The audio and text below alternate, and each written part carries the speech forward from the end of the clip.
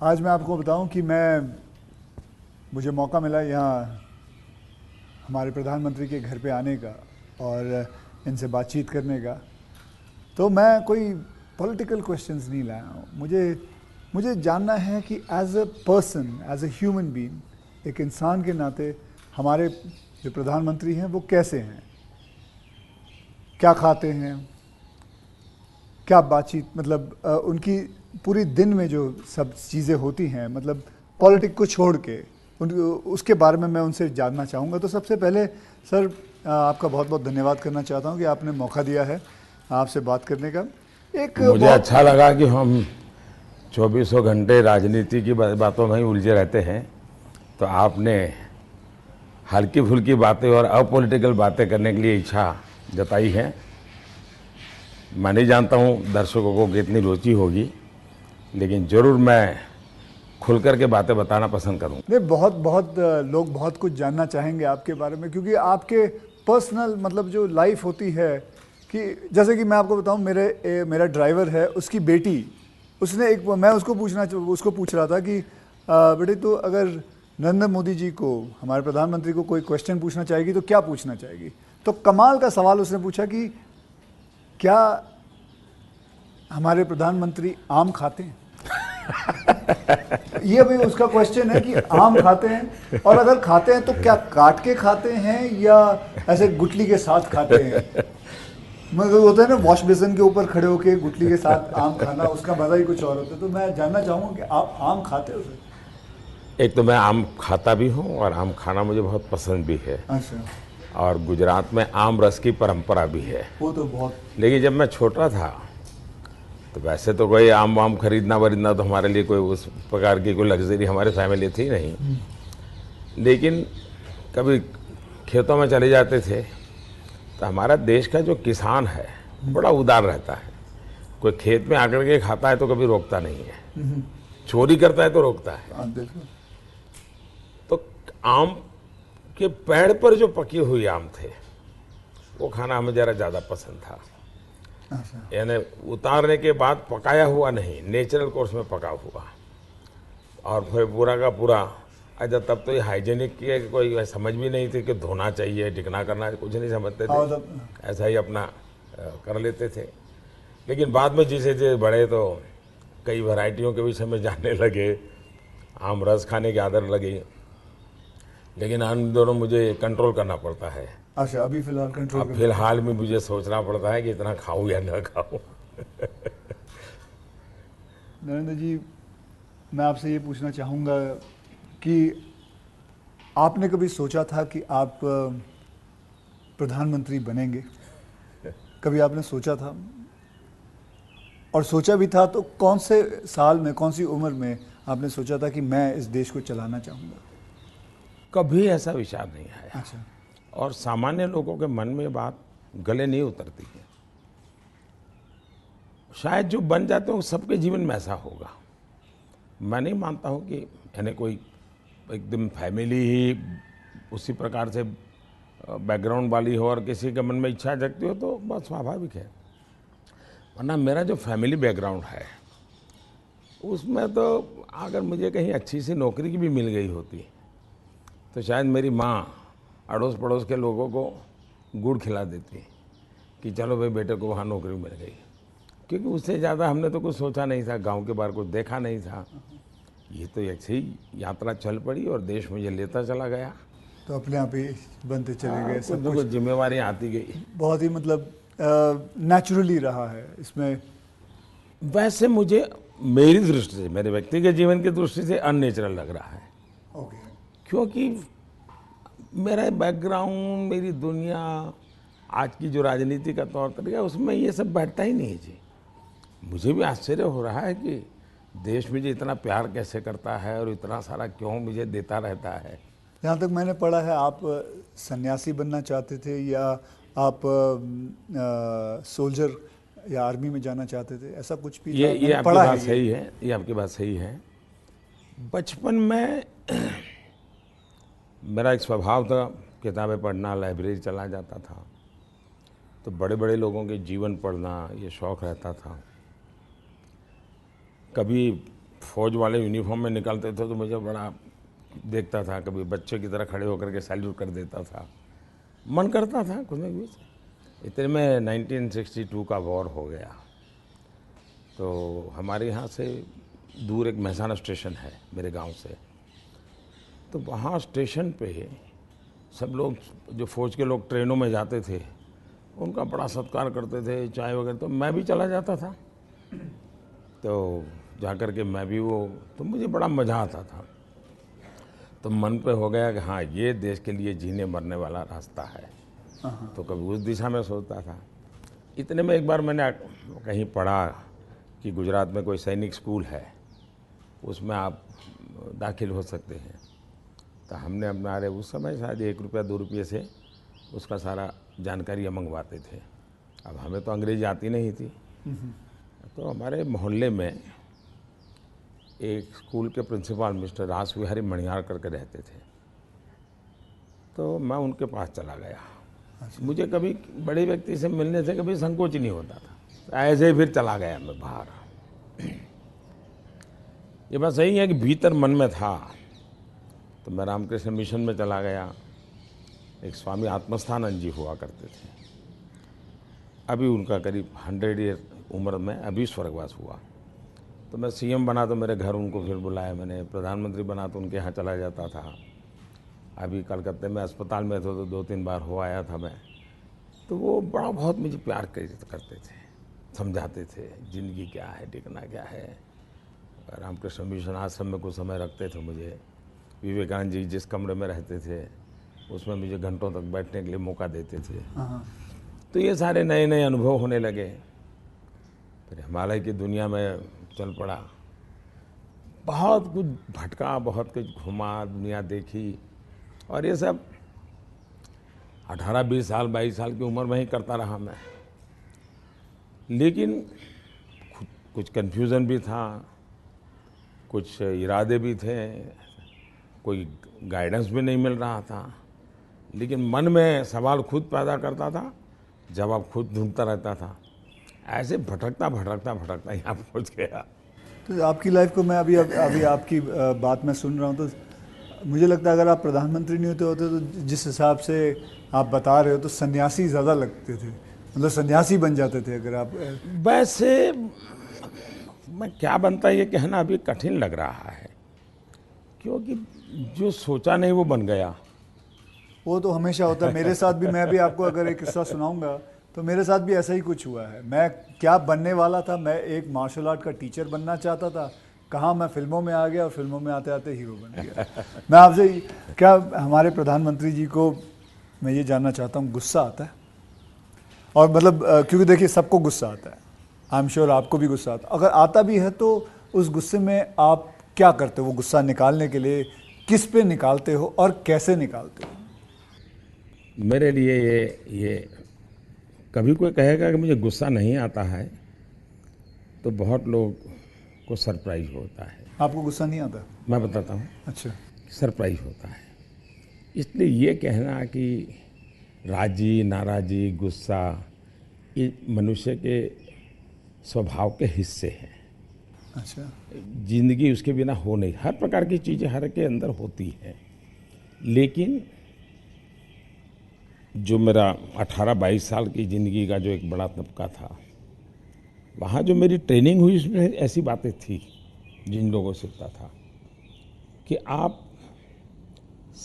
आपके जीवन में स्वभाव में ईश्वर ने सब दिया है। अब आपको तय करना है कि जो अच्छी चीज़ है उसको बल देते हुए कैसे बढ़ना। तो फिर ये चीज़ें हैं जो नेगेटिविटी लाती है वो रुकती है। मैं कह सकता हूँ कि मैं इतने लंबे समय तक मुख्यमंत्री रहा, इतने समय तक प्रधानमंत्री रहा, लेकिन चपरासी से लेकर के प्रिंसिपल सेक्रेटरी तक मुझे कभी गुस्सा व्यक्त करने का अवसर नहीं आया, कभी नहीं आया। लेकिन मैं आपको बताऊं, बाहर जो आपकी छवि है वो एक बहुत ही स्ट्रिक्ट एडमिनिस्ट्रेटर के नाम पे है। स्ट्रिक्ट अलग चीज़ है। हाँ। मैं स्ट्रिक्ट हूँ, डिसिप्लिन हूँ, लेकिन मैं किसी को नीचा दिखा करके अपमानित करके काम नहीं करता। मैं उसको प्रेरित करता हूँ। कभी कोई चीज़ है तो मैं खुद हेल्पिंग हैंड के रूप में खड़ा हो जाता हूँ। मान लीजिए कोई कोई ड्राफ्ट लेकर के आया, तो एक तो तरीका होता है भाई क्या ले आए हो, दूसरा होता है वाह ऐसा करें ना, ये अपन करें तो कैसा रहेगा, आपको क्या लगता है ये करे तो कैसा होगा। तो क्या होता है मेरी 10 मिनट पहले ही इन्वेस्ट हो जाती है, लेकिन वो मुझे समझ पाता है। तो अगली बार जब वो आता है तो मुझे मेरा समय ही नहीं जाता, वो मेरी कल्पना के अनुसार चीज़ लेकर के आ जाता है। तो एक प्रकार से मैं कोई लेके आता है तो उसमें से सीखता भी हूँ और सिखाता भी हूँ, और मैं अपनी टीम बनाता चल जाता हूँ। तो मेरे प्रेशर हैं, स्ट्रेस हैं, वो नीचे नीचे नीचे डिवाइड होते चले जाते हैं। तो मेरे पास कुछ बचता ही नहीं है।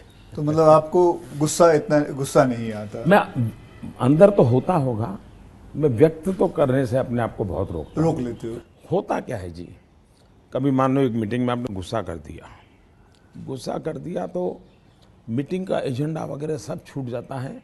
हर एक के मन पे वो 2-3 मिनट की समय रहता है, वही छाया रहता है, वो बहुत नुकसान करता है जी। तो मैं जैसे मुझे गुस्सा आता है तो मैं आपको बताऊं, गुस्सा एक निकालना बहुत अच्छी बात है। मैं छोटा मुँह और बड़ी बात, मैं आपसे बहुत छोटा हूं, और मैं कहूँगा कि आप है ना गुस्से को जो है अंदर ना रखें, उसे निकालें। जैसे मैं निकालता हूँ, क्या करता हूँ, एक बॉक्सिंग बैग घर पे रखा हुआ है, जितना हो सकता है सुबह 4:30-5 बजे मार लेता हूँ और अपना गुस्सा निकाल लेता हूँ, और फिर थक हार के बस, या कभी समुद्र किनारे चला जाता हूँ और जोर से चीखता हूँ, कोई भी नहीं होता है। नहीं, इसके लिए एक अलग तरीका है। अच्छा। मन की स्थिति के लिए। ओके। एक तो होता है चेहरे पर, बॉडी पे गुस्सा आना और शब्दों में व्यक्त होना। दूसरा होता है आपके इमोशंस को। मैं अपने अंदर एक चीज़ डेवलप की थी, ऐसी कोई घटना है जो मुझे पसंद नहीं आई है और मेरा मन करता है कि ऐसा क्यों हुआ। कभी होता था मेरे साथ ऐसा क्यों हुआ, कभी होता था मैंने ऐसा क्यों किया, मुझे ऐसा नहीं करना चाहिए था। और कभी ईगो बीच में आता है तो मैं व्यक्त भी नहीं करता हूँ भाई आई एम सॉरी, मेरे से ये गलती हो गई, मनुष्य है। तो मैं क्या करता था, अकेला कागज़ लेकर के बैठता था, उस सारी घटना का वर्णन लिखता था, कैसे हुआ, क्या हुआ और मैंने क्या किया, क्यों किया, खुद ही। और उसमें जस्टिफाई करने की कोशिश नहीं करता था। फिर उसको मैं फाड़ करके फेंक देता था, पढ़ता भी नहीं था दोबारा। फिर भी मेरा मन शांत नहीं होता था, पूरी कथा दोबारा लिखता था, 3 पेज, 4 पेज, 5 पेज, उसमें उस सारे घटनाक्रम को डाल के पूरे पेपर पे रख देता, फिर से एक बार जीवंत कर देता था। हाँ। इससे क्या होता था कि वो चीज़ें, मेरी जो इमोशंस है उस कागज़ के अंदर आकर के फिर वो जल जाती थी। तो मैं एक प्रकार से फिर उस प्रक्रिया के दरमियान जो पहले मुझे सच लगता था कि मैं सच हूँ, 2-3 बार लिखने के बाद मुझे लगता है नहीं ये गलत है, मैं सच नहीं था, मैं ही गलत था। अच्छा। ये मैं आइडेंटिफाई कर लेता हूँ उसमें से। तो मतलब ये आपका तरीका है? हाँ। ये आपका लेकिन अब वो नहीं रहा, इतना समय नहीं है। अच्छा। यानी मैंने अपने आप को ट्रेन उस प्रकार से किया था। से इतना बड़ा आपका घर है, जैसे मैं अपने घर पे अपनी माँ के साथ रहता हूँ, आपका मन करता है सर आपकी माँ, आपके भाई, आपके सारे जितने भी रिश्तेदार हैं आपके साथ घर पे रहें? पहला है कि अगर मैं पीएम बनकर के घर से निकला होता तो स्वाभाविक रूप से मेरा मन रहता है कि भाई सब वही रहे। मैं एक ज़िंदगी की बहुत छोटी आयु में सब कुछ छोड़ चुका हूँ, बहुत छोटी आयु में। मन नहीं करता माँ? बहुत छोटी आयु में छोड़ दिया। ओके। छोड़ दिया, उसके कारण वो ज़िंदगी ऐसी थी जो टोटली डिटैच बन गई है। और इसलिए जिसको कहे लगाव, मोह, माया, क्योंकि मेरी वो जो ज़िंदगी में जो घर छोड़ करके निकल गया था, वो जो ट्रेनिंग हुई वो उस प्रकार की हुई। और उसके कारण एक अवस्था के बाद छोड़ना है तो मुश्किल जाता है। उस समय जब छोड़ा तब तकलीफ हुई होगी, लेकिन अब ज़िंदगी वो बन गई। लेकिन फिर भी कभी माँ को बुला लिया था मैंने, कुछ दिन उनके साथ बिताए थे। अच्छा। मैंने, पर फिर भी जैसे मेरी माँ मुझे कहता है भाई तुम मेरे पीछे क्यों समय खराब करते हो, और मैं यहाँ क्या करूँगी तुम्हारे साथ रह के। मैं अपना चली जाती हूँ, मैं अपने पुराने गांव के जो लोग हैं कभी यहाँ मिलने आते तो बातें होती है, अपनी बातें होती, तुम्हारे साथ मैं क्या बात करूँ। तो स्वाभाविक है किसी का मन मेरे साथ नहीं लगेगा। तीसरा, मैं भी समय नहीं देता, जितने दिन माँ यहाँ रही तो मैं अपनी शेड्यूल में ही लगा रहता था, तो एक आध बार साथ में खाना खा लेता था। फिर मुझे भी कभी पेन होता था कि मैं रात को 12 बजे आता हूँ तो माँ को दुख हो रहा है कि क्या कर रहा है। मुझे अभी भी याद है, मैं आपसे जब पहली बार आपसे जब मैं मिला था, तो मैं गुजरात में आपसे पहली बार मिला था जब आप वहाँ सीएम थे। तो उस वक्त एक या दो मतलब मैंने आपको एक दो चुटकुले सुनाए थे और आपने भी मुझे एक चुटकुला सुनाया था। तो मैं ये जानना चाहता हूँ कि आपका ह्यूमर अब प्रधानमंत्री बनने के बाद इंटैक्ट है? आप ह्यूमर मेरे परिवार में मेरी एक क्यों, विशेषता मैंने है। जैसे आपको बताया आपकी छवि बहुत स्ट्रिक्ट है। आपका मतलब मैंने आपके जो साथ में जो काम करते हैं कई लोगों से ऐसे ही बातचीत करते वक्त वो बातें, यार बड़ा काम करवाते हैं। तो वो जो एक बहुत स्ट्रिक्ट एडमिनिस्ट्रेटर, एक स्ट्रिक्ट हेडमास्टर, ऐसा लगता है मतलब हाथ में छड़ी होगी उनके। तो अभी भी आपका ह्यूमर एक बात तो ये जो छवि बनाई गई वो सही नहीं है। अच्छा, वो अलग बात है। सही नहीं है। और कोई ये कहता है कि मैं काम करवाता हूँ, शायद वो सही रूप में एनालिसिस नहीं कर रहे हैं। जी, वो ये कहे कि हाँ काम बहुत करना पड़ता है, उसमें सच्चाई है। ओके। लेकिन मैं किसी को दबाव नहीं करता हूँ।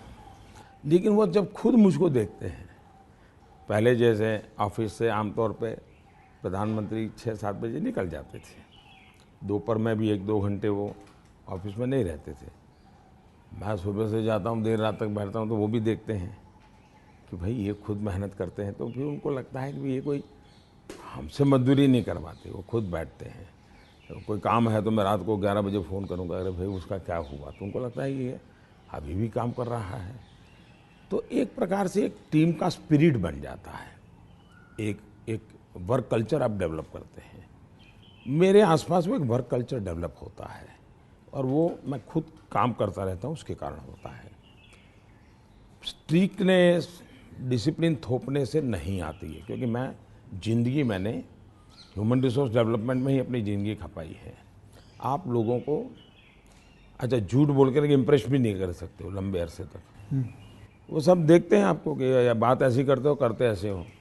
तो आप जैसे हैं वैसे रहो और उनसे काम करिए। हाँ, मैं काम के समय काम में रहता हूँ, इसलिए इधर उधर की बातें समय ख़राब नहीं करता हूँ मैं। दूसरा, मान लीजिए मैं मीटिंग कर रहा हूँ और कोई मोबाइल फ़ोन अपना समय बिगाड़ रहा है, तो मैं फिर उनकी तरफ जा, अच्छा बताइए अभी मैं जो विचार कह रहा था क्या हुआ, तो उनका ध्यान नहीं था। तो उनको लगता था मोबाइल फ़ोन में मैं ट्विटर देख रहा था। तो तब से मेरी मीटिंग में लोग समझ गए कि मोबाइल फ़ोन लेके नहीं जाना चाहिए। मैं किसी से भी मिलता हूँ, कोई भी व्यक्ति आएगा, मेरा कभी बीच में फ़ोन नहीं आता है जी। मैं किसी को नहीं कहता। मानता हूँ, मैं भी आपसे 2-3 बार मिला हूँ, आपने मतलब इट इज। तो ये मैंने डिसिप्लिन खुद के जीवन में लाया, तो सामने वाले को लगता है कि यार ये टोटली मेरे लिए डेडिकेटेड टाइम था, इन्होंने कोई उपयोग नहीं किया। इन चीज़ों का एक प्रभाव पैदा होता है। जहाँ तक ह्यूमर का सवाल है, मेरे परिवार में हमेशा एक कल्पना थी, कभी पिताजी राजी नाराज़ी हुए हो, कभी छोटी मोटी हो, तो हमेशा मैं पूरे माहौल को एक आधे मिनट में हल्का कर देता था। ये मेरा एक स्वभाव था। आज भी मुझे वो करने का मज़ा आता है, शब्दों से खेलना वगैरह। पर अब क्या हो गया है जी, हर चीज़ के अलग अर्थ निकाले जाते हैं, आधा अधूरा वाक्य उठा करके उछाल दिया जाता है। तो अब डर लगता है कि कहीं जा कर के, इरादा वो नहीं होता है, हंसी मजाक कहावत सब होना चाहिए, लेकिन अब दुरुपयोग हो जाता है तो डर लगता है। आज ये सोशल मीडिया की वजह से लोग कोई भी शब्द कोई भी उल्टा सीधा करवा सोशल मीडिया के बजाय टीआरपी वाले, परेशानी टीआरपी वाले करते हैं। तो आप जरा अपना ह्यूमर को बचा के रखते हो, लेकिन अपने दोस्तों के साथ आपके जो दोस्त हाँ, वो तो आज भी चलता है जी। मेरी कैबिनेट मीटिंग का ब्रीफिंग होता है, तो मेरे जो जूनियर अफसर हैं, वैसे वो बेचारे संकोच करते हैं, क्योंकि उनके लिए पीएम जो एक ऑरा बना हुआ है दुनिया में, वो तो बड़ा अलग है। मैंने वो ऑरा रखा नहीं है, मैं दोस्ताना करता हूँ, तो मैं उनको चुटकुले सुनाता रहता हूँ कभी कभी।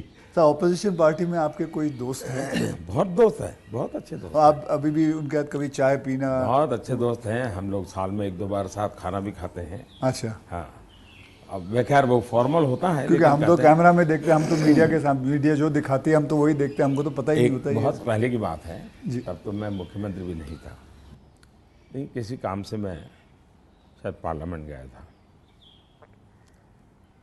और गुलाम नबी आज़ाद और मैं बड़े दोस्ताना अंदाज में गप्पे मार रहे थे।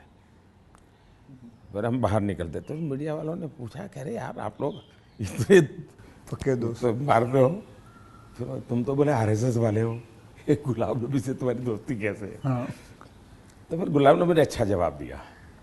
हम दोनों खड़े थे, वो कहा देखो भाई, बाहर जो आप लोग सोचते हो ऐसा नहीं है, शायद एक फैमिली के रूप में हम लोग जितने जुड़े हुए हैं सभी दल के लोग, हाँ। वो शायद बाहर कल्पना नहीं कर सकते। आपको हैरानी होगी, और वैसे मैं ये बोलूँगा तो चुनाव में मेरा नुकसान भी हो सकता है लेकिन ये ममता दीदी हाँ। साल में आज भी मुझे एक दो कुर्ते वो खुद सिलेक्ट करने जाती है, और मेरे लिए एक दो कुर्ते भेजती है। अच्छा। that is something very big to know about.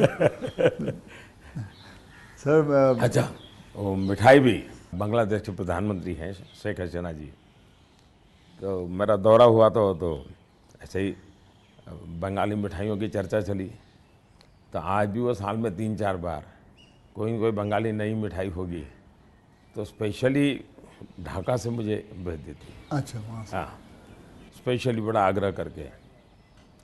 तो ममता दीदी को पता चला तो वो भी साल में 1-2 बार मेरे लिए कुछ न कुछ बंगाली मिठाई जरूर भेज देती है। मोदी जी, मैं आपसे एक बात जानना चाहूँगा। मैंने ये सुना है, जब मैं पिछली बारी आई थिंक पिछले साल मैंने ये सुना था कि जब आप गुजरात के सीएम से आप निकल के आप प्राइम मिनिस्टर जब बने थे, तो आपकी जो जमा पूंजी थी आपके बैंक में करीबन 21 लाख रुपए थे, और वो 21 लाख आपने अपने स्टाफ की बच्चियों के नाम पे एफडी या उनको बांट दिए थे। तो आज मैं जानना चाहूँगा, आप नहीं भी जवाब दे सकते हैं, आज आपका बैंक बैलेंस कितना है?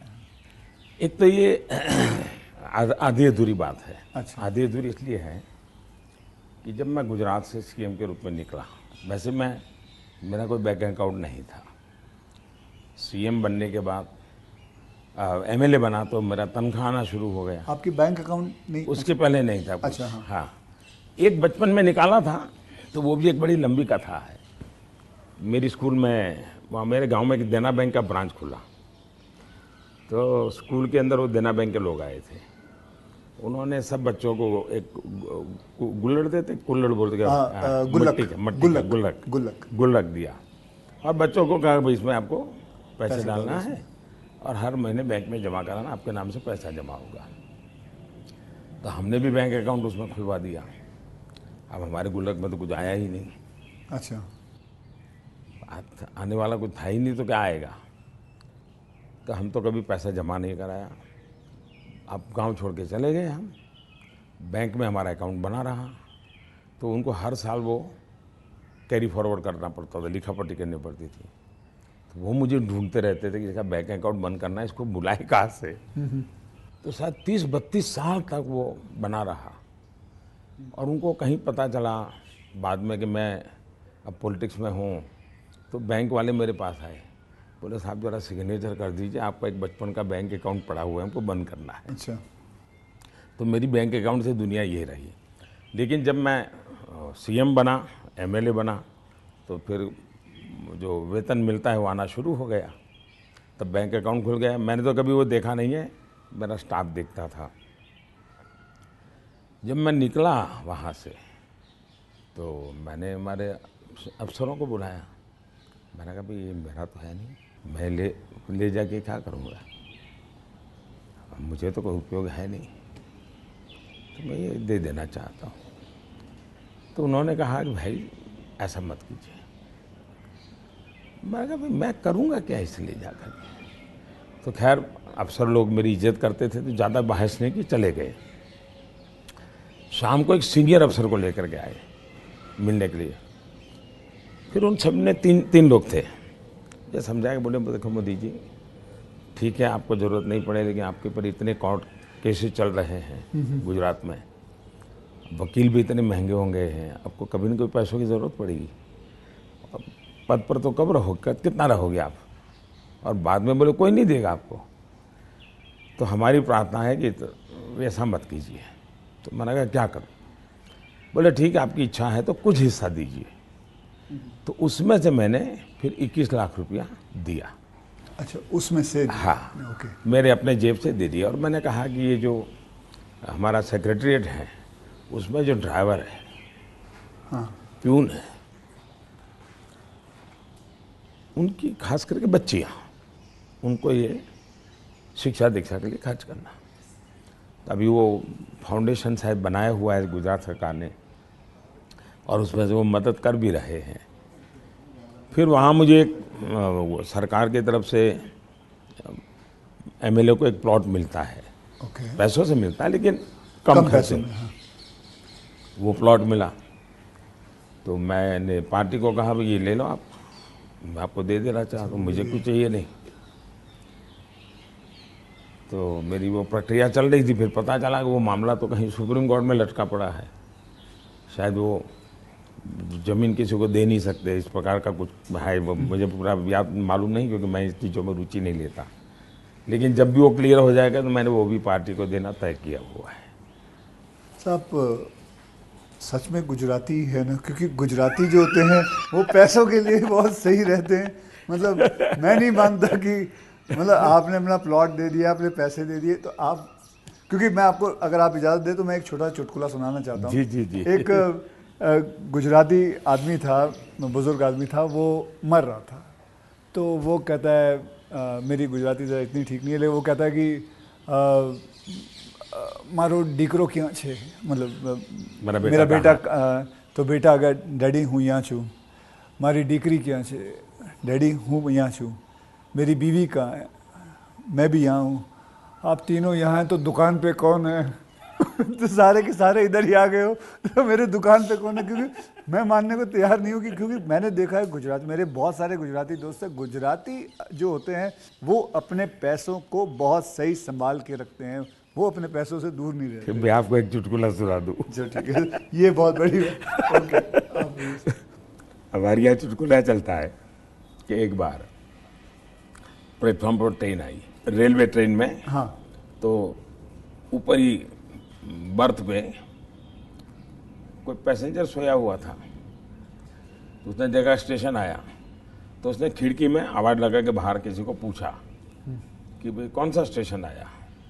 तो उसने कहा 4 आना दोगे तो जवाब दूंगा। तो बोले जवाब की जरूरत नहीं, अहमदाबाद होगा। समझ गया मैं, बिल्कुल। तो ये बिल्कुल बात सही है। और एक बताता हूँ, ये किसी की आलोचना करने के लिए नहीं है, लेकिन कोई भी अर्थ निकाल सकता है, और ये सत्य घटना में से बना हुआ चुटकुला है। बहुत साल पहले, वैसे मेरी जिंदगी ऐसी थी, ये हाफ स्लीव का कुर्ता और पैजामा, जूते और थैला, यही से मैं रेलवे में भटकता रहता था, और दाढ़ी रहती थी। तो मैं पुणे स्टेशन पे उतरा। अच्छा। और कोई मेरे पास ज़्यादा सामान तो था नहीं, मेरा एक वो झोला था, एक अखबार था हाथ में। तो मैं पैदल चला जा रहा था, मुझे पुणे में आरएसएस दफ्तर में जाना था। तो मैं पैदल ही जा रहा था। तो एक ऑटो रिक्शा वाला धीरे धीरे धीरे धीरे साथ चलता गया। फिर करीब 100-200 मीटर गया होगा, और उसने, मेरा ध्यान गया, मैं कही ऐसे कैसे चला रहा हो स्लोली मेरी स्पीड से। मैंने कहा भाई आपकी ऑटो रिक्शा खराब है, क्या प्रॉब्लम है आपका? तो उसने कहा साहब आप नहीं बैठोगे? मैंने कहा क्यों, मैं तो पैदल जा रहा हूँ। तो बोले आप समाजवादी हैं? मैं कहा नहीं, मैं तो अहमदाबादी हूँ। हाँ। तो मैंने कहा क्यों समाजवादी क्यों? ये बोले समाजवादी लोग, बोले हमारे पुणे के समाजवादी जो लोग हैं वो स्टेशन में पब्लिक के सामने ऑटो रिक्शा में नहीं बैठते हैं, दूर जाके गुपचुप बैठ जाते हैं। ऐसा क्यों? लोगों को इम्प्रेशन रहे कि वो मेहनत करते हैं, सादगी वाले हैं। ओके, अच्छा। तो बोले मुझे भी लगा शायद आप समाजवादी हैं, तो औरों की तरह आप भी थोड़ी देर के बाद बैठ जाओगे।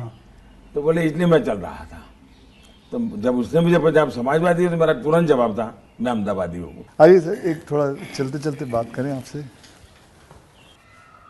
सर, आपसे मैं पूछना चाहता हूँ कि अगर आपको कभी एक अलादीन का चिराग मिल जाए और जिन कहे कि आपके 3 विशेस हैं, तो वो आपके 3 विशेस क्या होंगे? देखिए, अलाउद्दीन चिराग मुझे मिल जाए और सचमुच में उसके पास ताकत होगी, जी। तो मैं उसे कहूँगा कि तुम जितने भी ये समाजशास्त्री हैं या जो एजुकेशनलिस्ट हो, उनके दिमाग में भर दो कि भावी पीढ़ी को ये अलाउद्दीन चिराग वाली कथा सुनाना बंद करें कि ऐसा कोई अलाउद्दीन होता है और वो इच्छाएं पूरी करता है। मैंने कहा उसको मेहनत करना सिखाओ। मैं कभी एक्सपेक्ट नहीं कर रहा था आप ये जवाब दोगे। मुझे लगा आपको ये 3 विशेस आप सोचोगे कि क्या है 3 विशेस, लेकिन ये एक बहुत ही सही तरीका है। आलसपना जो होता है वो यही चीज़ों से आता है। यार, आई विश मुझे ये मिल जाए, बैठे बैठे मिल जाए। तो ये जो आपने जो किया हुआ है, ये जो कहा हुआ है, बिल्कुल सही कहा हुआ है। ये मूल तो है बाहर से आई हुआ चिंतन है जी, मैंने रिसर्च नहीं किया है। हाँ, हाँ। ये हमारे यहाँ मूल चिंतन ऐसे नहीं है। मूल चिंतन तो हमारे यहाँ परिश्रम का है जी। हमारे यहाँ ये नहीं है कि भाई ऐसे ही कुछ आकर को कोई दे देगा, ऐसा नहीं है जी। एक ना एक दिन तो सभी को रिटायर होना होता है, आपको भी रिटायर होना पड़ेगा। तो आपने कभी पोस्ट रिटायरमेंट प्लान सोचा है कि आपने जब ये सब कुछ ख़त्म हो जाएगा, मतलब आप पॉलिटिक्स से संन्यास ले लेंगे, तो आपके आगे जाके आपने क्या करना है? एक बड़ा पोस्ट इंटरेस्टिंग रिटायरमेंट। चीज़ बताता हूँ आपको। जी। हम लोगों की एक मीटिंग थी इनर सर्कल की। अटल जी थे, आडवाणी जी थे, राजमाता सिंधिया जी थी, जी। सिकंदर बख्त साहब थे, प्रमोद महाजन भी थे, और उसमें सबसे छोटी आयु का मैं रहता था। तो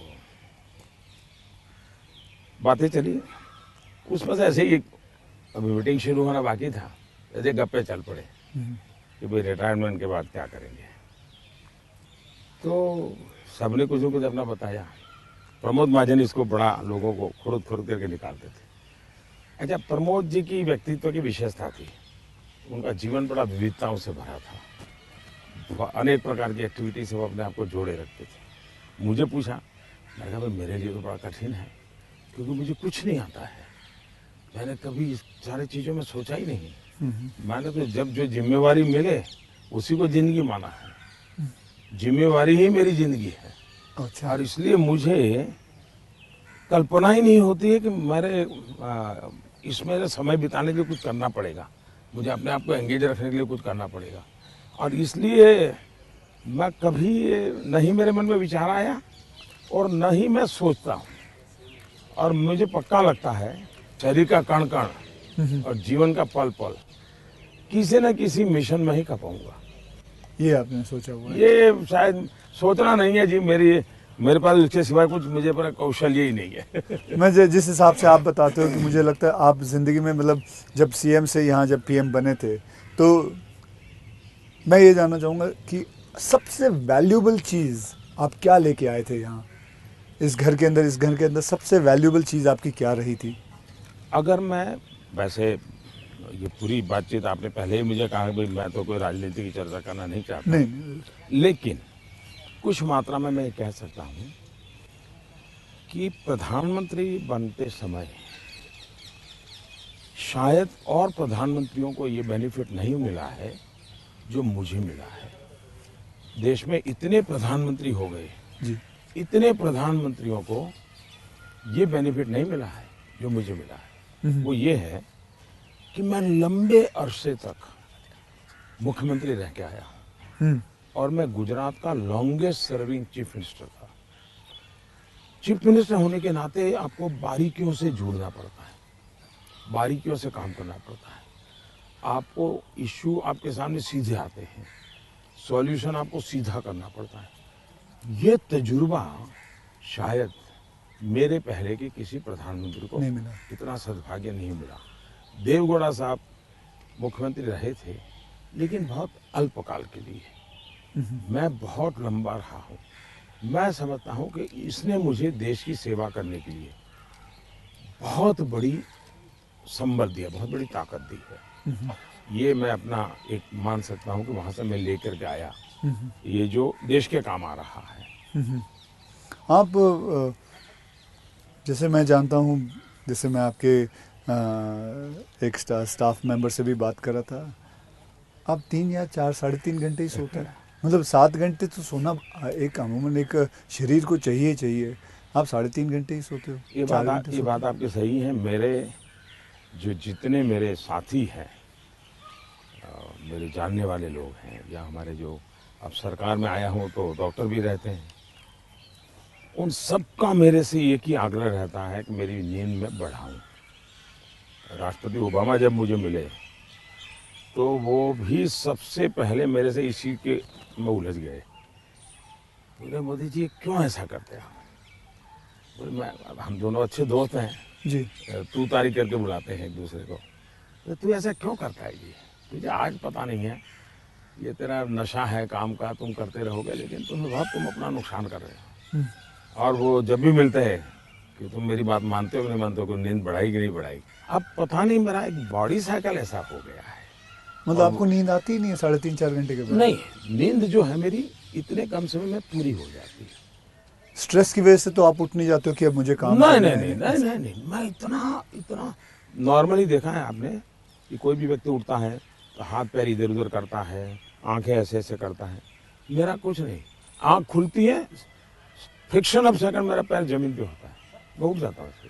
हाँ, उठता मैंने बिस्तर पे उठता वैसा नहीं, बिस्तर से भी बाहर होता बाहर हो हूँ जाता है। अब ये हो सकता है वो मेरी जो 18-22 साल के कालखंड में जिस जिंदगी को मैं जी रहा था जी। उसमें से शायद ये डेवलप हुआ है। अब वो मेरे शरीर का वो हिस्सा बन गया है। तो अच्छा। लेकिन मैं, जैसा आपने कहा रिटायर होने के बाद क्या करोगे, तो पहला काम मैं नींद कैसे बढ़ाऊं, हाँ। इस पर सोचूंगा। कहाँ बैठोगे आप? आ जाओ। आज आपके सारे कागज पड़े हैं अच्छा, शायद। कोई बात नहीं, आ जाओ। तो आपको कभी, मैं ये जानना चाहूँगा, वैसे कई लोग जानना चाहेंगे कि नरेंद्र मोदी जी को जब जुकाम लगता है तो वो क्या लेते हैं? आप हैरान होंगे, मैं बहुत ही, फिर वही कहूँगा, मैं ऐसी कठिन जिंदगी जी करके आया हूँ।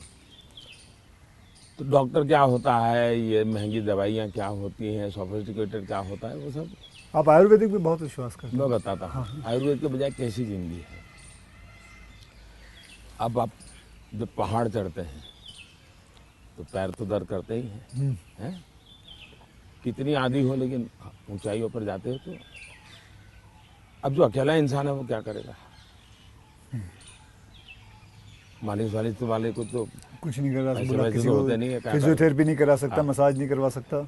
अब मैं क्या करता था जी, मेरे कंधे पे हमेशा एक ये जो असम का गमछा होता है ना, हाँ। ये गमछा मेरे पास रहता था ऐसा। तो मैं जैसे उसको ऐसे पैर पे बांध देता था पूरा, और बीच में एक छोटी लकड़ी तोड़ करके पैर से लगा देता था। फिर इसको मैं कर्व करता था, अच्छा। तो प्रेशर आता था। ऐसा पूरे बॉडी को मैं अपना मसाज खुद ऐसा तरीका रखता था मैं। तो ऐसी चीज़ें मैं इवॉल्व करता था अपने लिए। मैं बहुत साल पहले कैलाश यात्रा पे गया था पैदल। टोटल यात्रा करीब 1000 किलोमीटर का था, पैदल गया। कुछ और भी लोग थे, बड़े धनी लोग भी वहाँ कभी कभी यात्रा में आते थे। अब बहुत बड़े बड़े महंगे वो चमड़ी बचाने के लिए सब लेकर के आए हुए थे। मेरे पास तो कुछ था, मेरे पास कैस्टर ऑयल था, और वो भी रॉ, सीधा वो घानी से निकाला हुआ। हाँ। तो उसकी स्मेल भी बहुत ख़राब होती है, तो मैं उसी को लगाता था। अब ये लोग 5वें 6ठे दिन मुंह नहीं धो सकते थे, क्योंकि उनकी चमड़ी जल करके चीर करके लटक गई थी। तो वो बड़े परेशान रहते थे। तो मुझे कुछ नहीं होता था, बोला मैं तेज तर्रार रहता था। तो मुझे पूछने लगे कि आप क्या करते हो? बोला कहा कुछ नहीं भाई, कैस्टर ऑयल लगाता हूँ मैं। तो रात को हम जब पहाड़ चढ़ करके रात्रि मुकाम होता था, ये मेरे पास आ जाते थे। हर कोई एक एक बूंद कैस्ट्रोल में से ले जाता था। जुकाम होता है तो मैं गर्म पानी पूरा समय पीता हूँ। गर्म पानी, गर्म पानी, उसमें दूसरा कोई शहद या कुछ? कुछ नहीं, सिंपल गर्म पानी। दूसरा, हो सके तो फास्टिंग करता हूँ। अच्छा। फास्टिंग यानी एकदम से सिवाय पानी कुछ नहीं, एक दो दिन 24 घंटे 48 घंटे ज़्यादा नहीं करना पड़ता। तीसरा, ये सरसों का तेल होता है, उसको थोड़ा गर्म करके रात को 2-3 बूंद डाल देता हूँ। जलन बहुत होती है, लेकिन ये मेरा 1-2 दिन में क्लियर कर देता है। तो ऐसे ही जीने की आदत है। मैं कुछ चीज़ें करता हूँ, वो मैं पूछना चाहूँगा आपसे। मैंने चीज़ फॉलो की है जिसको कहते हैं कि 7-12-5 × 40, यानी 7 बजे मैं ब्रेकफास्ट कर लेता हूँ, 12 बजे मैं अपना लंच खा लेता हूँ और 5 बजे डिनर खा लेता हूँ। और × 40 यानी कि जब भी एक गस्सा खाता हूँ उसे 40 बार चबाना है। तो ये मैंने अपने शास्त्रों में पढ़ा है, कई लोगों से बात की है, तो आप इससे सहमत हैं? बिल्कुल सहमत हूँ, और ये बिल्कुल सही रास्ता आपने चुना हुआ है। हमारे देश में मूल आदत यही है। हाँ, ये वेस्टर्न जो वर्ल्ड आया, उसने फिर धीरे धीरे इसमें ये बदलाव किया कि लोग, वरना हमारा किसान आज भी गांव में सूर्यास्त के पहले, नहीं लेना सर? मैं नहीं लेता जी, नहीं, सूर्यास्त के पहले थैंक यू। खाना खा लेता है।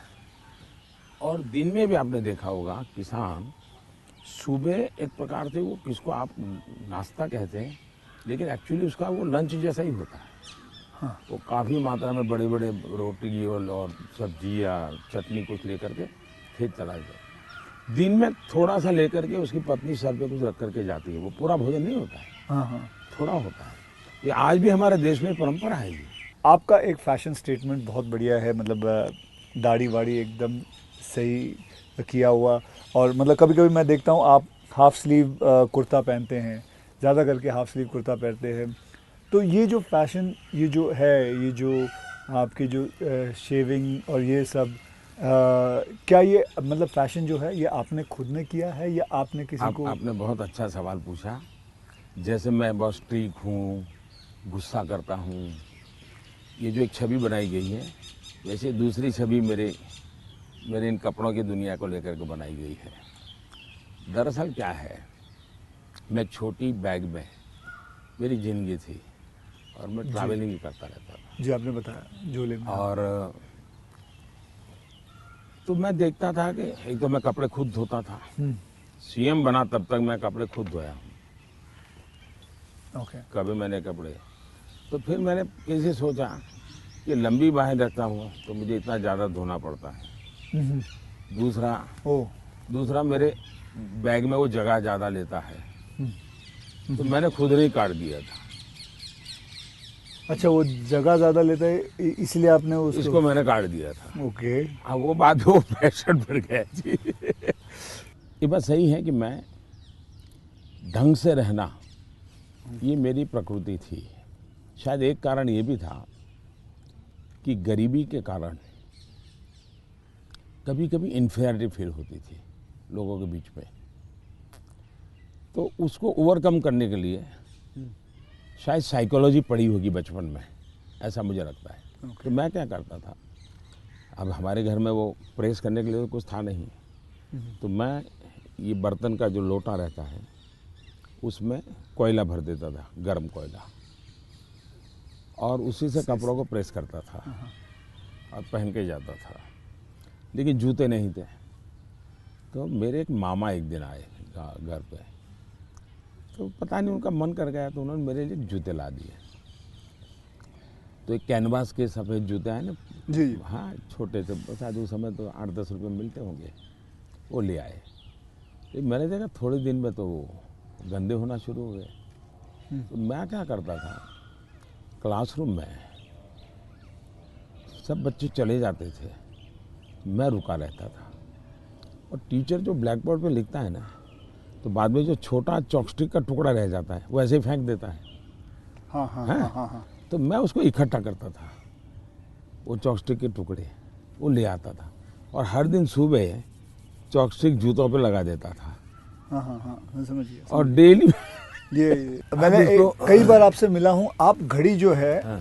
वो अभी तो आपने सही पहनी हुई है, लेकिन घड़ी आप ज़्यादा करके ऐसे पहनते हो। घड़ी मैं सही पहनता हूँ क्योंकि मुझे मीटिंगों में बैठना पड़ता है ना, हाँ, तो मैं नहीं चाहता हूँ किसी को पता चले कि मैं ऐसे घड़ी देख रहा हूँ, उसको इंसल्ट फील होता है जी। अच्छा। तो मैं उसके सम्मान के लिए हमेशा कॉन्शियस रहता हूँ कि ऐसे चोरी छुपे से घड़ी देख लेता हूँ। आप कोई बैठा है बात कर रहा है और घड़ी देखते हैं तो मतलब कि आप उसको इशारा करो भी बहुत हो गया जाओ। तो आप ऐसे रखते हो? हाँ, तो ये मेरे मन में ऐसा है कि ये किसी का एक प्रकार के हिडन वे में, मतलब बहुत माइन्यूटली आप लेकिन आप मानते हो, मैंने आपको ऑब्जर्व किया कि आप घड़ी उल्टी पहनते हो। मैं देखा था कई बार देखा आपने कि आप घड़ी उल्टी पहन के। आपने सही देखा। मोदी जी, मैं आपसे ये जानना चाहूँगा कि ये जो सोशल मीडिया का आजकल तो पूरा ज़माना है एंड मैंने देखा है कि आप काफ़ी एक्टिव रहते हैं, लेकिन जो आपको लोग प्रश्न पूछते हैं या लोग आपसे बात करते हैं, तो आप खुद देखते हो ट्विटर या इंस्टाग्राम, ये सारी चीज़ें आप देखते हो सर? मैं ज़रूर देखता हूँ और एक प्रकार से उससे मुझे बाहर की बहुत प्रकार की जानकारियाँ मिलती हैं जी। और मैं आपका भी ट्विटर देखता हूँ और ट्विंकल खन्ना जी का भी ट्विटर देखता हूँ। और कभी कभी तो मुझे लगता है कि वो जो मेरे पर गुस्सा निकालती है ट्विटर पे, तो उसके कारण आपके पारिवारिक जीवन में बड़ी शांति रहती होगी। उनका पूरा गुस्सा मेरे पर निकल जाता होगा। हाँ। इसलिए आपको बड़ा आराम रहता, सुकून मिलता होगा। तो मैं आपके लिए इस प्रकार से काम आया हूँ, खास करके ट्विंकल जी के लिए। और शायद ट्विंकल जी को पता नहीं होगा, उनके नाना जी चिनू भाई, चिनू भाई, उनसे मैं मिला था। अच्छा, ये तो बहुत पहले। की बात। और कारण क्या था, ये बड़ा इंटरेस्टिंग है जी। गुजरात में एक बहुत बड़ा अकाल पड़ा था, तो हम लोग कुछ न कुछ सामाजिक काम करते थे। उसमें हम लोगों को ये बटर मिल्क के केंद्र चलाते थे, छाछ पीने के लिए गर्मी में लोगों को। हाँ, बटर मिल्क, तो वो मूल सुरेंद्रनगर जिले में हम बहुत बड़ी मात्रा में करते थे। तो उस एक कार्यक्रम में मुंबई में एक सज्जन थे, मिठाई के बहुत बड़े व्यापारी थे, नाम तो मैं भूल गया, वो उनको लाए थे और उन्होंने डोनेशन भी दिया था। और हमने ऐसे छाछ केंद्र चालू किए थे बटर मिल्क के, बहुत बड़ी मात्रा में। जैसे पानी की परब रहती है वैसे छाछ की परब रहती थी और हर गरीब व्यक्ति वो। तो उस समय मैं उस सेवा के काम में लगा था और उस समय इनके नाना जी वहाँ आए थे, तो उस समय मेरी उनसे मुलाकात हुई थी। अच्छा, तब मुलाकात, काफ़ी बातें हुई थी उनके साथ, तो मेरा उस प्रकार से उनसे परिचय रहा है। तो आप मतलब खुद भी पढ़ते हो और लोगों को?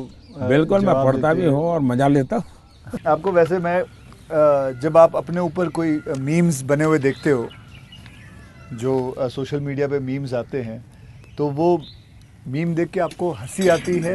वैसे आपने कहा गुस्सा तो आता नहीं ज़्यादा करके, लेकिन वो जो मीम्स आप देखते हो तो आपको कैसा लगता है? जैसे देखो, मैं कुछ 4-5 मीम लेके आया हूँ, ये देखिए। ये लिखा है, this T seller can give nation unity, equality, safety, prosperity. तो ये एक है, इसमें लिखा हुआ है, चटनी के बिना ढोकला है बेकार, अब की बार मोदी सरकार। ये देखिए, मेरे ही सारे फ्रेटर्निटी के लोग आए थे, आपसे मिले तो सबके चेहरे पे यहाँ लगा दिया है जय श्री राम।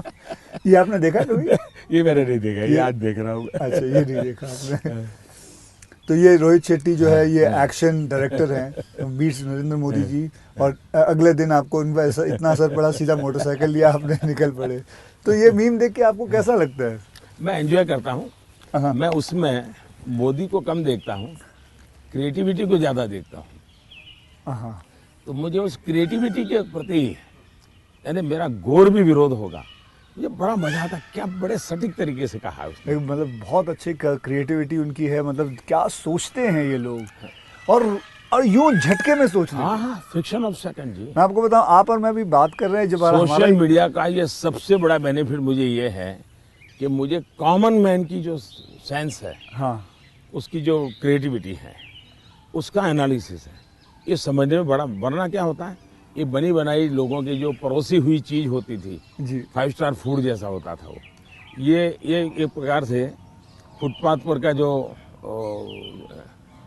चने चबेने और पकौड़ा होता है, हाँ हाँ। वैसा सोशल मीडिया का मटेरियल होता है। फिनिश नहीं होता, लेकिन उसमें से आपको सच्चाई हाथ लग जाती है। मैं तो ये वेट कर रहा हूँ जब ये आएगा तो इसके ऊपर भी बड़े मीम्स बनेंगे। हाँ, इसके ऊपर भी बड़े मीम्स बनेंगे। तो आप तो खैर तैयार है। मैं मुझे मेरे लिए पहली बार होगा ये, मतलब। कुछ लोग होते हैं इंटेंशन से आपको चुभे इसलिए करते हैं, जी। जानबूझ करके। उस समय आपने अपने आप को संतुलित रखने से उसके सारे इरादे फेल हो जाते हैं हाँ हाँ। और वो उसकी नींद हराम कर देते हैं। अगर आप उसको रिएक्ट करते हैं, रिस्पॉन्ड करते हैं, तो उसको मजा आ जाता है। लेकिन देखा छोड़ दिया तो उसकी नींद खराब है। मैंने इतनी मेहनत की, इतना मोदी जी के बाल नोचने वाली चीज की, मोदी को कोई हो ही नहीं रहा है, तो वो परेशान हो जाता। हाँ, फिर वो अपना बंद भी कर देता है थोड़ी देर बाद। ये भी बात सही है। बस सर, आपसे बात करके मुझे बहुत बहुत मज़ा आता है।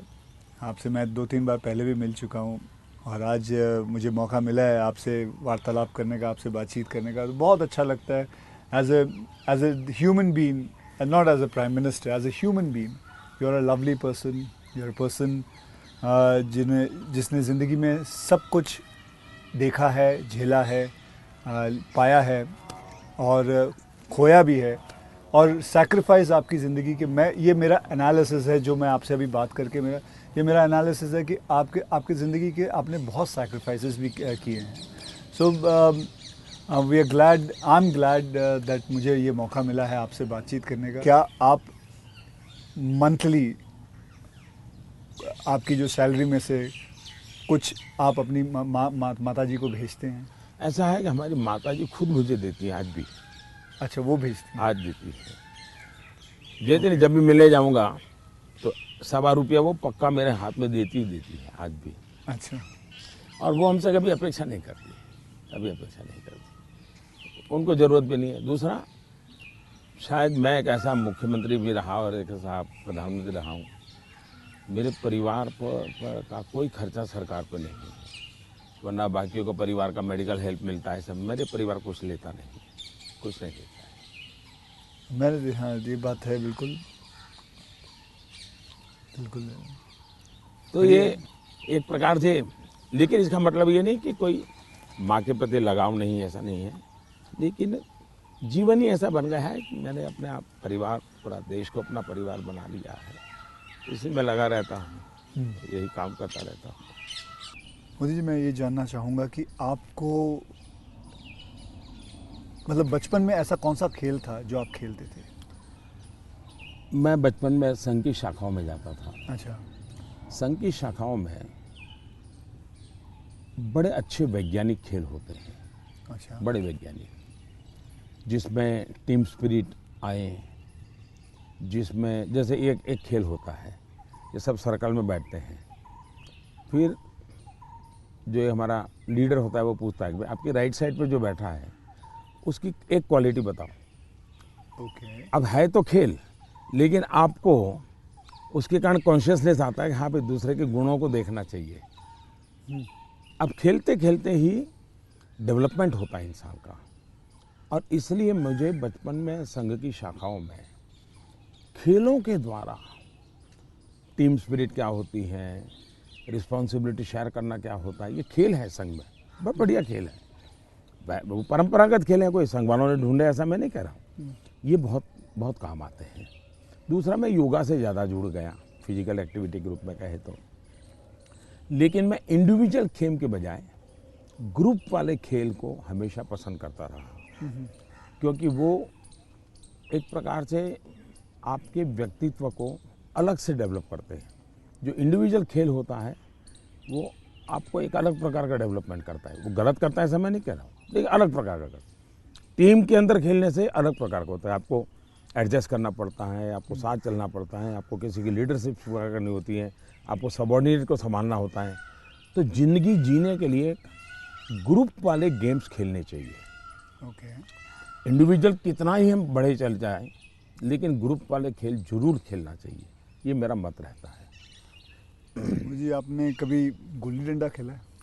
बिल्कुल खेलता था गुल्ली गाँव डंडा में। खेलते हाँ हमारे यहाँ गांव में खेलते थे, फिर कंचे खेलते थे। हाँ, लेकिन ज़्यादातर मैं तैरने के लिए चला जाता था, मुझे पानी पसंद था, अच्छा। तो तैरने के लिए चला जाता था। दो कारण थे, एक तो मेरे परिवार के सारे कपड़े मैं धोता था, परिवार के सभी सदस्यों के। अच्छा।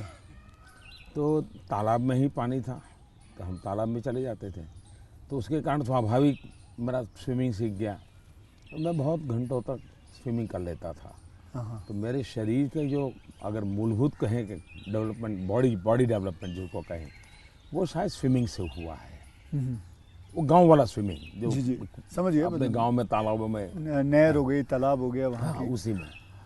मुझे अभी याद है आपका, मैंने एक यूनाइटेड नेशन में एक पहली जो स्पीच देखी थी आपकी, आई थिंक 2014 में दी थी। मैं प्रधानमंत्री बना और सितंबर में गया था, सितंबर में गए थे। तो आपने जब आपने इतने सारे स्पीचेस दिए हैं हिंदुस्तान में, तो वो आपका पहला स्पीच था जो वर्ल्ड वाइड पूरी दुनिया। तो वर यू नर्वस? क्या मेरे प्रधानमंत्री नरेंद्र मोदी जी नर्वस थे उस दिन? मेरा प्रॉब्लम ओवर कॉन्फिडेंस का है। अच्छा, उल्टा था? उल्टा था। और हुआ क्या कि मैंने मन में सोचा था कि ये मेरा फ्रेमवर्क रहेगा बोलने का। जब जहाज़ में यहाँ से जा रहा था, हमारे अफसरों ने मुझे ब्रीफिंग भी किया था। जब मैं अमेरिका पहुँचा तो हमारी फॉरेन मिनिस्टर सुषमा जी, उनकी मीटिंगें ज़्यादा होती थी, तो उनको पहले जाना पड़ता है, तो पहले गई हुई थी। तो पहुंचने के बाद ही मेरा कोई दूसरे दिन कार्यक्रम था, तो मेरा नेचर है, मैं होटल से उतरता हूं तो पहले मीटिंग ही कर लेता हूं। तो ब्रीफिंग के लिए सब बैठे थे, तो सुषमा जी ने पूछा कि साहब आपका भाषण वगैरह, मैंने कहा कर लेंगे, क्या है। तो वो अड़ गई। उन्होंने बड़ा आग्रह नहीं कि बोले साहब ऐसा नहीं चल सकता। अच्छा, अफसर लोग बोल नहीं पाते थे मुझसे, किसी ने मुझे कहा भी नहीं था। बोले यहाँ एक्सटेम्पो भाषण नहीं करना चाहिए, बोले लिखित स्पीच होना चाहिए। मैंने कहा मैं तो न किसी को लिखने के लिए कहा है, न मैंने लिखा है, मैं तो हर जगह वैसे ही करता हूँ। खैर काफ़ी दिन हमारी आधा घंटा तक बहस होती रही, लेकिन उन्होंने बिल्कुल पकड़ कर कहा नहीं साहब इसमें आपकी नहीं चलेगी, आपको मानना पड़ेगा। तो मैंने कहा क्या करेंगे ये? तो मैंने कहा मैं अपना बता देता हूँ मुझे क्या बोलना है। तो मैंने वहीं पर उस दिन मैंने कहा इसके आधार पर आप बना दीजिए। फिर वो स्पीच तैयार हुई। अब मुझे स्पीच प्रॉब्लम नहीं था, पढ़ना ही प्रॉब्लम था। मतलब पढ़ना यानी पढ़ कर के बोलना, वो मैंने कभी आपको देखा मुझे नहीं। बहुत दिक्कत होती है जी, बहुत दिक्कत होती है। मेरा थॉट प्रोसेस इतना तेज चलता है। तो मेरा वो पहला भाषण जो है, हाँ, वो पढ़ कर के मैं किया हुआ हूँ, यानी एक्चुअली पढ़ रहा हूँ मैं। आपने देखा होगा मेरे हाथ में कागज है। तो ये अच्छा, सबसे पहले मुझे नेपाल प्रधानमंत्री बनने के बाद तो वहाँ भी मैं एक्सटेम्पो बोल दिया था, और वो भाषण आज भी मशहूर है जी। आज भी मशहूर है भाषण। नेपाल में पहला भाषण था। तो एक्सटेम्पो वाला भाषण आपका हमेशा, मैंने कभी वैसे देखा नहीं तो आपको। मेरे लिए फिर वो ये इस प्रकार की जो मीटिंगें होती हैं उसमें ये बहुत आवश्यक हो गया। बाद में मुझे भी ध्यान में आया कि भाई ये देश का मसला होता है, कोई इधर उधर शब्द न चला जाए। तो फिर खैर मुझे उस डिसिप्लिन को फॉलो करना चाहिए। लेकिन मेरे पहले भाषण का मेरा अनुभव ये है। अच्छा, फिल्में देखते हैं? अभी नहीं देख पाता हूँ। लास्ट फिल्म कौन सी देखी? लेकिन मेरे गांव में एक थिएटर था जी। और मेरा एक दोस्त था दशरथ करके, उसके पिताजी थिएटर के बाद सिंह चना बेचते थे। अच्छा। और हम गांव वाले उनको लक्ष्मण भाई थिएटर वाला बोलते थे। वो बेचते थे तो चना से, तो उनसे हमारा परिचय था। तो हम वहाँ जाके बैठते थे, और अगर थिएटर में दर्शक कम है और जगह बची है तो फिर वो थिएटर के बाहर ही बैठते थे। तो वो मालिक को कह देते कि ज़रा इन बच्चों को बिठा दो ना। तो फिर वो मुफ्त में हमको थिएटर में जाने का मौका मिल जाता था। वो लक्ष्मण भाई जो सिंह चना बेचते थे उनके कारण। तो मैं और हमारा वो दोस्त है दशरथ, तो हम दोनों जाके बैठ के मूवी देखते थे। तो बचपन में मूवी देखने का यही एक हमारा तरीका था। बाद में तो ज़िंदगी ऐसी बन गई तो कोई मौका नहीं मिलता। लेकिन शायद एक अमिताभ बच्चन जी आए थे जब मैं सीएम था। अच्छा। तो उनका बड़ा आग्रह था एक पा फिल्म शायद। जी बिल्कुल। तो देखने के लिए उनके साथ में चला गया था। एक बार अनुपम जी खैर आए थे, उन्होंने टेररिज्म को लेकर के एक फिल्म बनाई थी, सीएम था मैं, टेररिज्म को लेकर के एक फिल्म बनाई थी, वेडनेसडे शायद, हाँ वेडनेसडे, हाँ, तो वो मैं उनके साथ देखने चला गया था। तो ऐसा कुछ हुआ है, लेकिन वो भी ज़्यादा लेकिन अब पीएम बन के बिल्कुल नहीं, अब तो आपके वक्त भी नहीं मिलता, बिल्कुल नहीं कर पाया, अब आपने बिल्कुल ज़रा नहीं सा कर पाया। कि मैंने एक फिल्म बनाई थी, आपको मैंने हल्का सा कुछ बताया भी था पहले कि टॉयलेट एक प्रेम कथा पे फिल्म बनाई थी, और मैं खुद देख नहीं पाया, लेकिन मैंने लोगों को बहुत कहा हाँ वो कि देखो भाई सामाजिक जीवन पर कैसे फिल्में चल सकती है और बन सकती हैं। हाँ वो कमर्शियल हिसाब हाँ, से मैंने पूरे हाँ, बनाए थे, हाँ, बल्कि गाने वाने वगैरह ये माँ पिता सब कुछ उसमें रखा हुआ था, और नहीं, असली कथा पे मैसेजिंग, था। सोशल मैसेजिंग था, वो अच्छा था। हाँ, हाँ तो लेकिन खैर वो तो मैंने रियल लाइफ में किया था, लेकिन आपने रियल लाइफ में करीबन 9 करोड़ से भी ज़्यादा टॉयलेट्स बनाए हैं, तो ये तो मतलब ये मतलब ऐसा कैसा हो गया जैसे कि आपने जैसे ही आप प्राइम मिनिस्टर बने तो सबसे पहले आपने स्वच्छता के ऊपर बात की, टॉयलेट्स के ऊपर बात की, तो आपको वो डर नहीं लगा कि आप पहली बार मतलब आप प्राइम मिनिस्टर बन रहे हैं और सबसे पहला मतलब द फर्स्ट फ्यू मुद्दा इसी पे रखा हुआ है, स्वच्छता पे रखा हुआ है, स्वच्छता आपके लिए बहुत मायने रखती है? मैं मेरे जीवन में मैंने गांधी जी वगैरह जो पढ़ा है, और कुल मिला के मैं देखता हूँ कि हमारे देश में बीमारी, गरीबी, इन सब की चीज़ों के साथ हेल्थ बड़ा सबसे बड़ा विषय है।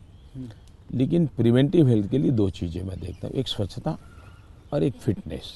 आप अपने शरीर को फिट रखिए, बनाइए, तो बाकी आर्थिक रूप से बोझ बनता नहीं है ज़िंदगी, उस प्रकार से जिए। पर्सनल हाइजीन में तो हमारे यहाँ शास्त्रों के कारण, संस्कारों के कारण, घर में आओ तो पैर धो करके आओ, हाथ धो, मंदिर में जाते हो तो नहा करके जाओ, सब बहुत सिखाया जाता है। सोशल हाइजीन के प्रति हम उदासीन रहे हैं। और भारत जैसा देश दुनिया में, अगर इतना बड़ा दुनिया को देने के लिए टूरिज्म डेवलप नहीं हो रहा है, एक कारण है गंदगी जी। वैसे भी किसी भी समाज के लिए शोभा नहीं देता है। तो मेरे मन में एक बड़ी चीड़ है, और मैंने सोचा इसको एक जन आंदोलन बना देना चाहिए, और देश को गर्व होना चाहिए, हम लोगों को गर्व होना चाहिए कि हमारे देशवासियों ने इस कार्यक्रम को अपना बना लिया। और ये 9 करोड़ टॉयलेट बन जाना, 2014 के पहले 38% रूरल सैनिटेशन था, 98% हो गया। जी, मतलब देश तैयार था, और मुझे खुशी है कि देश ने किया है। मैं तो कौन होता हूँ करने वाला जी, देश ने चीज़ को उठा ली। आप एज अ प्राइम मिनिस्टर आप कभी चिल एकदम आराम करते हैं, मतलब कुछ आराम से बैठ के यूं बैठे हैं गार्डन में सोच रहे हैं, बस ऐसे ही कुछ नहीं, चिल आउट के लिए मेरी एक आदत है, मुझे अब कर नहीं पाता हूँ, लेकिन मेरा बड़ा स्वभाव रहा है। एक तो मुझे सुबह 5 बजे चाय पीने की आदत है, बिना शक्कर। चीनी में लेता नहीं, हाँ चीनी लेता नहीं हूँ। अच्छा, नहीं लेते? मुझे कोई प्रॉब्लम नहीं है, लेकिन आदत नहीं लेता हूँ। दूसरा, मुझे शाम को 6 बजे, दिन में किसी के साथ कटसी के लिए बैठ गया, थोड़ा ले लिया 2 घूंट, तो अलग बात है, चाय की आदत नहीं है। लेकिन शाम को 6 बजे मुझे चाय की आदत है, ऐसा लगता है मेरी बॉडी रिक्वायर कर रही है। लेकिन वो मुझे तब मज़ा आता है, मैं छत के नीचे नहीं हूँ, सीधा आसमान से मेरा संपर्क होना चाहिए, खुले में बैठा हूँ, अकेला बैठा हूँ, और वहाँ आराम से चाय पीता हूँ। ये मुझे बहुत पसंद आता है। और वो जगह कौन सी है? यहाँ यहाँ भी मैं कर लेता हूँ, और मेरे ऑफिस के उसमें भी कर लेता हूँ। अच्छा। लेकिन जो साउथ ब्लॉक का ऑफिस है वहाँ संभव नहीं है। ओके। वहाँ तो एकदम से वो बंद कमरा है, लेकिन ये मेरी पसंद की जगह काम है। दूसरा, एक चीज़ मैंने बहुत की थी, और जो जैसा आपने कहा रिटायरमेंट के बाद क्या करोगे, तो उस काम को ज़्यादा करूँगा। पहले मैं रेगुलर करता था, मैं कभी दिवाली नहीं मनाता था जी। अच्छा। नहीं, मैं दिवाली में 4-5 दिन कहीं चला जाता था, और 5 दिन के लिए मेरी जो रिक्वायरमेंट रहती थी, पानी वगैरह वो साथ ले लेता था, और वो भी मैं उठा के ले जाकर उतना ही। और मैं पहले रिसर्च करके रखता था, कहीं जंगलों में कोई जहाँ इंसान न हो, लेकिन पीने के लिए शुद्ध पानी अवेलेबल हो, ऐसी जगह ढूंढता था, और वहाँ जाके मैं रहता था। कभी पेड़ के नीचे, क्या कोई खंडहर कोई मिल गया तो उसमें पड़ा रहता था। अच्छा उस समय में तो टीवी वगैरह तो थे ही नहीं, रेडियो भी मैं साथ नहीं रखता था, ना अखबार न कुछ नहीं, कागज पेन भी नहीं, किताब भी नहीं, कुछ नहीं। कुछ नहीं। अच्छा। और 5 दिन मैं ऐसे ही अकेला रहता था, प्रकृति को देखना। एक प्रकार से मेरा वो कार्यक्रम का नाम था, मैं मुझसे मिलने जाता हूँ। ओके। मैं मुझसे मिलने जाता हूँ, ऐसा ही मेरा, वो मेरी ज़िंदगी में बहुत बड़ी ताकत देने वाली चीज़ है। तो अभी कई वर्षों तक अब नहीं कर पाता हूँ, अब तो क्या SPG वगैरह ऐसा कवर हो गया है, ज़िंदगी अलग हो जाती है, लेकिन बहुत सालों तक मैंने ही किया है और मैं उससे बहुत ताकत पाता था। और जो विचार आए आने देता था, किसी विचार को टिकना है तो टिकना, कुछ लिखता भी नहीं था, ऐसे ही रहता था। तो यही मेरा एक तरीका रहता था। आपका मेरे में कॉमन यही है कि आप चाय बेचते थे और मैं जी वेटर था। दोनों के आप और मेरे में ये भी है कि हम दोनों के कोई गॉडफादर नहीं थे, हम अपनी ज़िंदगी अपने टर्म्स और कंडीशंस पे बनाई है बस। तो ये रहा है बस। जब मैं चाय बेचता था बहुत कुछ सीखने को मिला मुझे, बहुत लोगों से मिलने का मौका मिलता था, हर एक के स्वभाव को समझता था। बिना कारण जो चाय पीने वाला है गुस्सा करता था, डांट देता था, तो इन चीज़ों को सीखने में बहुत काम आया। लेकिन एक चीज़ मैंने बहुत मज़ेदार है मेरी ज़िंदगी की, मैं जब लोगों से हिंदी में बात करता हूँ तो बहुत सरप्राइज करते। मुझे हमारे सिकंदर बख्श साहब थे, बीजेपी के लीडर जी। वो मुझे हमेशा कह रहे हैं, यार मोदी तू इतनी बढ़िया हिंदी कैसे बोल लेता है, तू तो बोले गुज्जू है, ये तेरा मुरारजी, वो दोस्ताना है तो बहुत बड़ी आयु के थे, बोले तेरा मुरारजी इतने साल तक यहाँ रहा लेकिन उसको हिंदी बोलना नहीं आता है, ऐसा मुझे। तो उसका कारण ये था कि मैं चाय बेचता था तो मेरे गांव में ये जो ट्रेनें तो बहुत कम आती थी, लेकिन ये जो मालगाड़ी होती है, जो माल ढोती है, वो ज़्यादा आती थी। और मुंबई में जो भैंसों का तबेले रहते हैं, उसके जो दूध बेचने वाले लोग हैं वो क्या करते हैं, दूध जब भैंस देती है तब तक मुंबई में रखते हैं, बाद में वो गांव में आके छोड़ देते हैं। वो भैंसों को लाना ले जाना एक बड़ा कारोबार चलता था। तो वो आते थे और वो बेचारे घास वास उसी में भरते थे, उसी में रहते थे और भैंसों को ले जाते थे। एक व्यक्ति आएगा तो 3-4 दिन रहना पड़ता था। हम उनको चाय चाहिए, हम चाय देते थे। उनसे बातें करते करते मैं हिंदी सीख गया। अच्छा, फिर वो क्या करते थे, अपना म्यूजिक की कुछ चीज़ें ले आते थे, तो शाम को वो चौपाइयाँ वोपाइयाँ अपना भजन कीर्तन करते रहते, तो मैं कभी जाके बैठ जाता था। तो मुझे उसके कारण नॉर्थ के कल्चर से परिचय आया। ओके। तो एक प्रकार से चाय ने मुझे ये लैंग्वेज सिखा दी। तो आप ये जो सॉन्ग की बात आई, आप कभी कोई हिंदी गाना गुनगुनाते हो अकेले में? गुनगुनाना तो नहीं होता है, लेकिन मैं जब चाहता तो मेरे मन पे जो कुछ गीत है, ज्योति कलश छल के, या ये पवन वेग से उड़ने वाले घोड़े, ऐसे जो गीत थे बहुत पुराने, तो बहुत अच्छे लगते थे। आज के कोई गाने नहीं गुनगुनाते? आज तो पता ही नहीं मुझे, आज तो पता ही नहीं मुझे आपसे बात करके चलिए, बहुत मज़ा आया। देश के लोगों के लिए काम आएगा कुछ बातें नई ये बहुत सारी चीज़ें काम में आएंगी, इसमें बहुत सारी चीज़ें। लेकिन मुझे अच्छा ये लगा कि ये चुनावी आपाधापी तू मैमे के बीच ये भी एक कुछ पल होता है। तो जो आप पूछते हैं ना कैसे रिलैक्स होते हो, ये भी तरीका है रिलैक्स होने का। बहुत रिलीफ रहेगा।